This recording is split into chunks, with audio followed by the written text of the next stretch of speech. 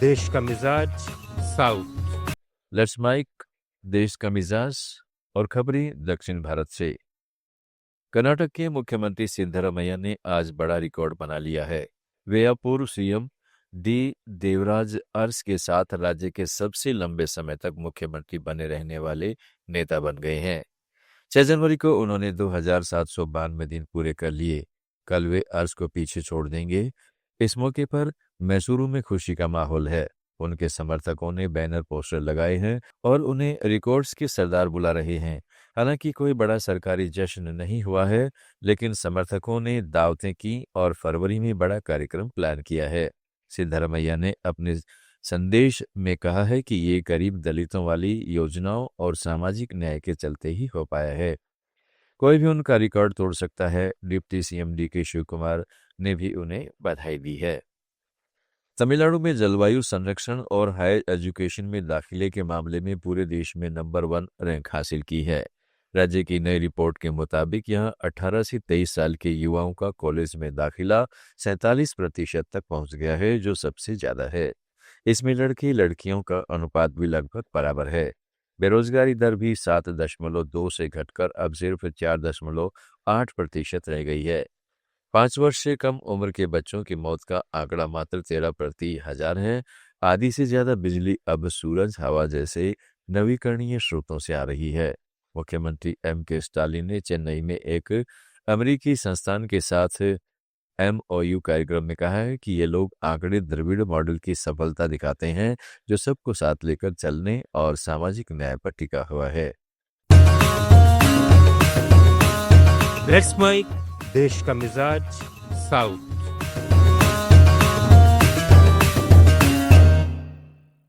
Andhra Pradesh high court ने तिरुमाला तिरुपति देवस्थानम से पारकामणि यानी विदेशी मुद्रा चोरी मामले में जमा रिपोर्ट पर स्पष्टीकरण मांगा है।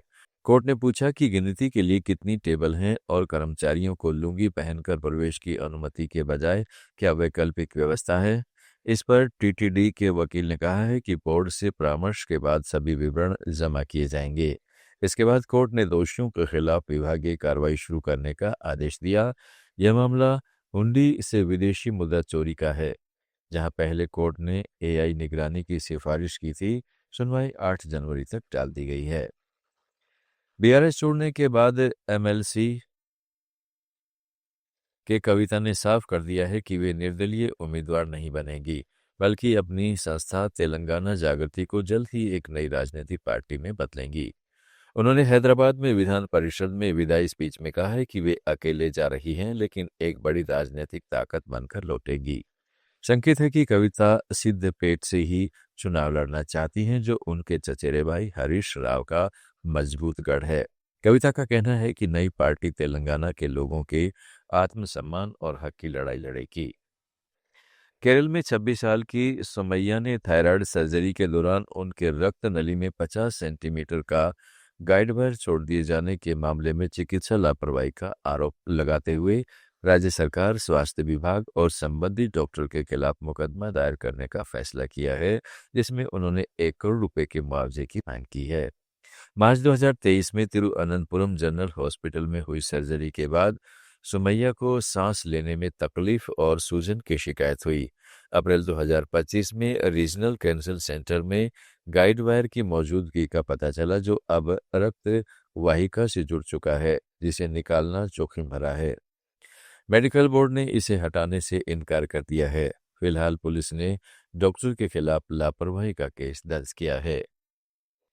पुडुचेरी के गृह मंत्री नमसिवायम ने संकेत दिया है कि केंद्र शासित प्रदेश में पोंगल त्योहार के अवसर पर राशन कार्ड धारकों को नकद सहायता देने की योजना पर सरकार विचार कर रही है।